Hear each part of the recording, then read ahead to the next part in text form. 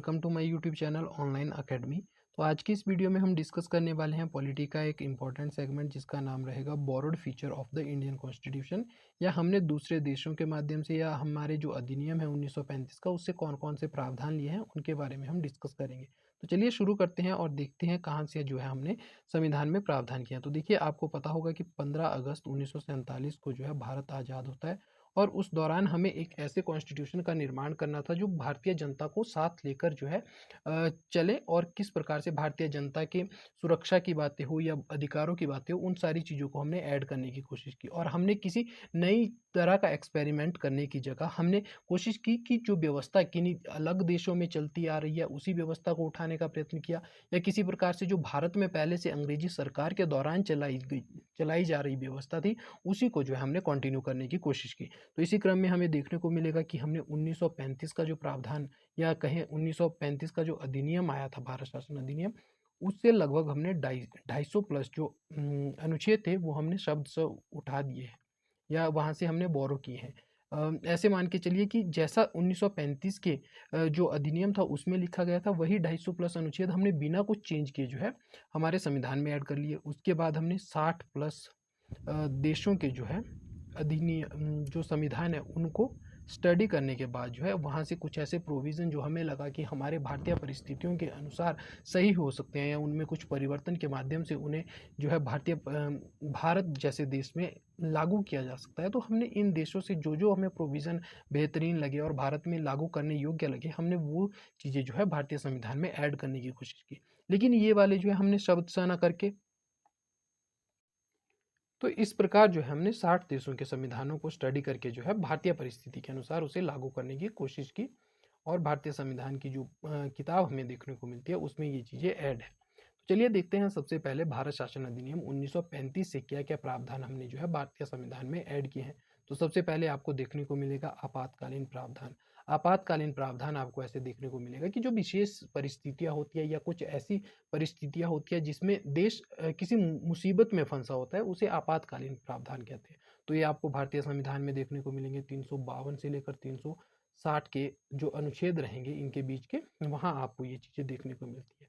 उसके बाद न्यायपालिका के प्रावधान जो है 1935 से लिए गए हैं। तो न्यायपालिका का किस प्रकार से जो है हमें कॉर्नवालिस के बाद धीरे धीरे न्यायपालिका का भारत में आपको उत्पत्ति देखने को मिलती है और उसका विकास हुआ। तो वही चीज़ें हमने कंटिन्यू रखी, क्योंकि इसमें आपको पता होगा कि जो 1935 का अधिनियम है उसी में सुप्रीम कोर्ट की बात है। तो हमने बहुत सारे प्रावधान जो 124 से लेकर आपको देखने को मिलेंगे 147 के आसपास तक जो प्रावधान आपको देखने को मिलेंगे, ये सारे, इनमें से केवल नियुक्ति को छोड़ दिया जाए या न्यायपालिका की स्वतंत्रता जैसे कुछ कॉन्सेप्ट को छोड़ दिया जाए, तो बाकी चीज़ें जो है हमने मुख्यतः 1935 के अधिनियम से ली है। तो ये चीज़ आप याद रखिएगा। उसके बाद संघीय शासन व्यवस्था। संघीय शासन व्यवस्था किस प्रकार से कि भारत एक संघ होगा, उसके कुछ राज्य होंगे, लेकिन उन राज्यों को जो है यूएसए की तरह अलग होने का अधिकार नहीं होगा। एक बार अगर भारत देश में जो है राज्य शामिल हो जाते हैं तो वो एक प्रकार से भारत में ही रहेंगे और वो कभी भी अलग नहीं हो पाएंगे। तो उनका विलय भारत में हो जाएगा पूरी तरह से। तो ये चीज़ रहेगी।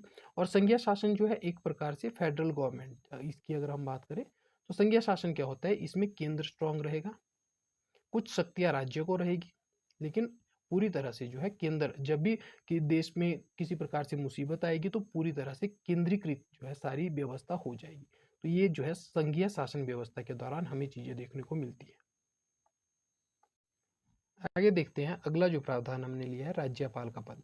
देखिए, राज्यपाल की जो नियुक्ति है वो हमने किसी देश से ली है, वो आगे हम आपके साथ डिस्कस करने वाले हैं कि कनाडा से हमारे द्वारा जो है वो ऐड किया गया है संविधान में। लेकिन यहाँ पे राज्यपाल का जो पद हमें देखने को मिलेगा, जो राज्य का प्रमुख होता है, वो हमें देखने को मिलेगा कि हमने 1935 के प्रावधान से ही लिया गया है। जो भारत शासन अधिनियम 1935 है उसी का प्रावधान था ये, जिसे भारतीय संविधान में ऐड किया गया है। उसके बाद लोक सेवा आयोग, आपको पता होगा 1926 में जो है ली कमीशन की सिफारिश पर हमने ये चीज़ें ऐड की थी, या जो है भारत में लोक सेवा आयोग की स्थापना की गई थी। और उसके बाद 1935 में भी इसका प्रोविज़न हमें देखने को मिलता है। तो वहीं से जो है हमने यूपीएससी या जो पीएससी वाली चीज़ें हैं वो हमने 1935 के अधिनियम से ली गई। उसके बाद प्रांतीय स्वायत्ता, तो आपको पता होगा कि 1935 वाला जो अधिनियम था उसमें हमने क्या किया था कि केंद्र में जो है द्वैत शासन लागू किया था और प्रांतों को जो है हमने द्वैध शासन समाप्त किया था और प्रांतों को स्वायत्ता दी थी। तो ये वाली चीज़ जो है आपको देखने को मिलेगी प्रांतीय स्वायत्ता की। प्रांतों को कुछ विषय दिए जाएंगे जिसपे वो अपने कानून बनाने के लिए पूरी तरह से फ्री होगा, केंद्र का किसी प्रकार से हस्तक्षेप आपको देखने को नहीं मिलेगा। तो यही प्रांतीय स्वायत्ता है। उसके बाद राज्यों में द्विसदनीय व्यवस्था, तो राज्यों में जो विधानसभा और दूसरा विधान परिषद आपको देखने को मिलेगा, तो वो भी हमने 1935 के जो भारत शासन अधिनियम था उससे लिया था। आगे देखते हैं और अमेरिका से कौन कौन से संविधान के प्रावधान लिए हैं। तो सबसे पहले आपको देखने को मिलेगा मौलिक अधिकार।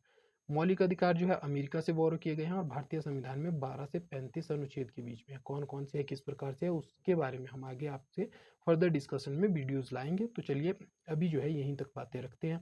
आगे चलते हैं न्यायपालिका की स्वतंत्रता। देखिए एक जो है कॉन्सेप्ट आया था शक्ति पृथक्करण। शक्ति पृथक्करण, देखिए अगर शक्ति शक्ति क्या है, तो एक विधायी, एक न्यायपालिका और एक जो है आपको देखने को मिलेगा कार्यपालिका। अगर विधायी यानी कि कानून बनाने की शक्ति, न्याय करने की शक्ति और उसे लागू करने की शक्ति अगर ये एक व्यक्ति के पास है तो उसे कहते हैं राजतंत्र।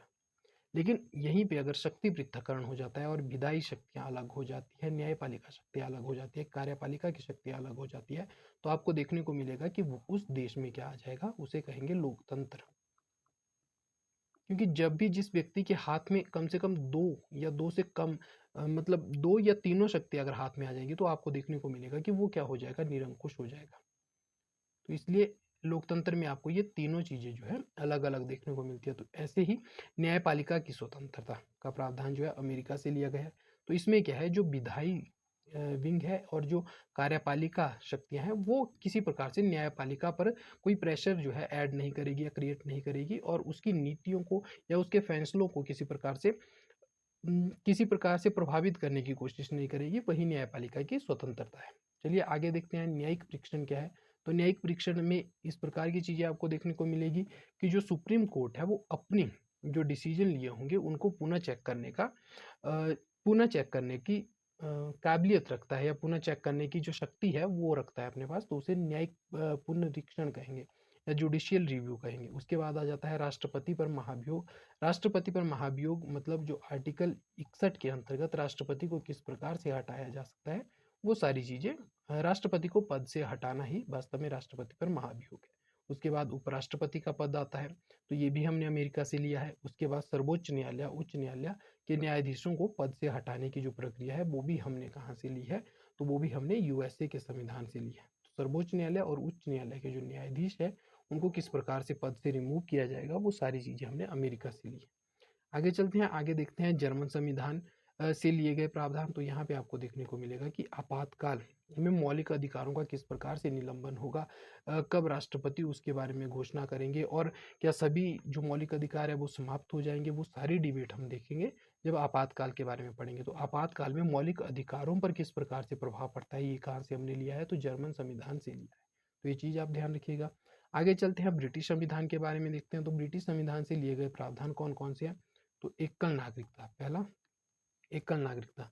तो देखिए भारत जैसे देश में क्या होता है कि हमें, अमेरिका में अगर पहले बात की जाए तो यूएसए में आपको देखने को मिलेगा कि दो प्रकार की सिटीजनशिप है। एक जो सेंटर की होगी या पूरे यूएसए की होगी, और दूसरा जो 50 राज्य आपको वहां देखने को मिलेंगे, तो प्रत्येक राज्य की अपनी अपनी सिटीजनशिप भी होगी जो वहां के रहने वाले नागरिकों को दी जाती है। तो जो अमेरिका का नागरिक होगा उसके पास एक यूएसए की सिटीजनशिप होनी चाहिए और दूसरा जिस राज्य में वो रहता है वहाँ की सिटीजनशिप होनी चाहिए। लेकिन हमारे पास जो है, हम भारतीय हैं या भारत का नागरिक होना ही हमारी एकमात्र सिटीजनशिप है। इसके अलावा हम हिमाचल से है, ऐसी कोई सिटीजनशिप हमारे पास देखने को नहीं मिलती। तो यही क्या है, एकल नागरिकता है। तो ये प्रोविजन कहाँ से लिया है हमने, तो ये लिया है ब्रिटिश संविधान से। उसके बाद संसदीय शासन व्यवस्था। तो संसद की जो संसदीय जो शासन प्रणाली है ये हमने कहाँ से अडॉप्ट की है, ये आपने ब्रिटिश संविधान से अडॉप्ट की है। उसके बाद कानून का शासन, यानी कि कानून जो है सर्वोपरि होगा, सबके लिए एक समान होगा, किसी से भेदभाव नहीं किया जाएगा। ये चीज हमने कहाँ से ली है, तो ये चीज भी हमने ब्रिटिश संविधान से लिया है। फिर विधान प्रक्रिया किस प्रकार से जो है आपको देखने को मिलेगा कि कानून कैसे बनेंगे, किस प्रकार से पारित होंगे, वो सारी चीजें भी हमने ब्रिटिश संविधान से लिया है। फिर उसके बाद आता है द्विसदनीय विधानमंडल, तो ये हम डिस्कस कर चुके हैं। मंत्रिमंडलीय व्यवस्था, तो ये चीज़ आपको पता होगा कि किस प्रकार से जो है कार्यपालिका वास्तव में इसे कहते हैं कि मंत्रिमंडल जो विधायिका हम चुन के जो है चुनाव के माध्यम से हम संसद में बिठाते हैं, उनमें से जो बहुमत प्राप्त दल होता है वो छोटा मंत्रिपरिषद एक जो है छोटे कुछ मंत्रियों के साथ प्रधानमंत्री अपने आसपास कुछ ऐसे महत्वपूर्ण मंत्रियों में अपने विभाग जो है या मंत्रालय आवंटित करता है, ताकि अच्छे से जो है भारत में जो भी निर्णय हो वो बेहतरीन तरीके से लिए जा सके। उसी को मंत्रिमंडल व्यवस्था कहते हैं या कैबिनेट कहते हैं। तो कुछ प्रमुख जो राजनेता होते हैं जिन्होंने बहुमत प्राप्त किया होता है, उस दल के जो राजनेता होते हैं वो मंत्रिमंडल बनाते हैं। तो वही चीज़ हमने कहाँ से ली है, ये वाला कॉन्सेप्ट भी हमने ब्रिटेन से लिया है। उसके बाद आता है आयरलैंड के संविधान। तो आयरलैंड के संविधान से क्या क्या लिए गए हैं, तो यहाँ पे हमें देखने को मिलेगा कि हमने लिया है राज्य के नीति निर्देशक तत्व डीपीएसपी। पहली बात जो हमें देखने को मिलेगा 36 से लेकर 51 तक। तो ये हमने जो है आयरलैंड के संविधान से लिए हैं। उसके बाद राष्ट्रपति के चुनाव की पद्धति, राष्ट्रपति का चुनाव किस प्रकार से किया जाएगा और कौन कौन से सदस्य उसमें भाग लेंगे, ये भी हमने कहाँ से लिया है, तो आयरलैंड के संविधान से लिया है। उसके बाद राज्यसभा में सदस्यों को मनोनीत करने की व्यवस्था, जो राष्ट्रपति जो है राज्यसभा में कुछ लोगों को मनोनीत करता है। कुछ लोग जो है चयनित होकर आते हैं, लेकिन 12 लोगों को जो है राष्ट्रपति राज्यसभा में अपने द्वारा मतलब नामित करके या मनोनीत करके जो है उनको इलेक्शन लड़ने की आवश्यकता नहीं होती। तो ये वाली व्यवस्था भी हमने आयरलैंड से ली है, तो ये भी आप याद रखिएगा। उसके बाद अगर बात की जाए तो यूएसएसआर से क्या लिया है, सोवियत संघ जो वर्तमान में रूस है वहाँ से क्या लिया है। तो ये हम डिस्कस कर चुके हैं कि मौलिक कर्तव्य वाली बातचीत 51 ए के तहत जो 11 मौलिक कर्तव्य लिए गए हैं, तो ये हमने कहाँ से लिया है, यूएसएसआर से ये वाली संकल्पना ली है। उसके बाद प्रस्तावना में न्याय के जो आदर्श है, सामाजिक आर्थिक राजनीतिक वाली बातचीत, तो ये वाली चीज़ें भी हमने प्रस्तावना में जो ऐड की है, ये भी हमने कहाँ से लिया है, तो ध्यान रखिएगा कि रूस या यूएसएसआर से लिया है। उसके बाद आते हैं कनाडा के संविधान से कौन कौन से प्रोविजन लिए गए। तो मजबूत केंद्र के साथ एक संघीय व्यवस्था। तो देखिए हमने जिस प्रकार से बात की थी कि भारत जो है एक संघ है, राज्यों का संघ है, लेकिन इन राज्यों को जो है किसी प्रकार से भारत से अलग होने की आज़ादी नहीं है। और इसका एक जो विशेष फीचर है वो क्या है कि जब भी देश पे किसी प्रकार की मुसीबत आएगी, तो ये सारे राज्य का जो शासन है वो केंद्र संचालित करना शुरू कर देगा। तो केंद्र जो है स्ट्रांग रहेगा। और एक और चीज़, जब समवर्ती सूची में हम देखते हैं कि एक समवर्ती सूची में क्या होता है कि केंद्र और राज्य दोनों क्या कर सकते हैं, अ, दोनों कानून बना सकते हैं। लेकिन अगर दोनों का जो कानून है एक दूसरे से टकराव रखता है, तो उस परिस्थिति में हमें देखने को मिलता है कि केंद्र का कानून सर्वोपरि होगा। तो केंद्र का कानून जहाँ पे सर्वोपरि होगा, तो उसमें क्या है, केंद्र को हमने मजबूत बनाने की कोशिश किया ताकि भारत के प्रत्येक हिस्से को जो है पूरी तरह से कंट्रोल करके रखा जा सके और उसे भारत के अंतर्गत रखा जा सके। तो इस प्रकार की चीज़ें आपको देखने को मिलेगी। उसके बाद राज्यपाल की नियुक्ति केंद्र द्वारा होगी। तो हमने जो है हम पढ़ेंगे, जब राज्यपाल के बारे में पढ़ेंगे तो वहाँ पे लिखा जाता है कि राष्ट्रपति का प्रसाद पर्यंत होगा, प्रसाद पर्यंत होगा। तो ये वाली चीज़ कि राष्ट्रपति कभी भी जो है इसे हटा सकते हैं और इसकी नियुक्ति भी जो है राष्ट्रपति के द्वारा की जाती है। तो याद रखिएगा राज्यपाल की जो नियुक्ति ली गई है वो भी कनाडा से ली गई है।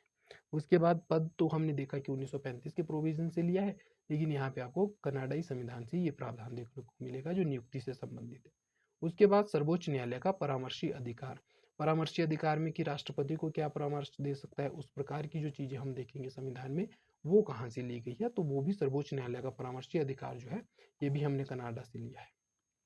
आगे देखते हैं, अगला जो आएगा ऑस्ट्रेलिया का संविधान। ऑस्ट्रेलिया के संविधान से हमने क्या लिया है, तो समवर्ती सूची ली है। तो हमने जब अनुसूची 7 के बारे में पढ़ते हैं, तो यहाँ से हम 3 चीज़ें देखते हैं, केंद्रीय सूची, इसके अलावा हमें देखने को मिलती है यहाँ पे राज्य सूची,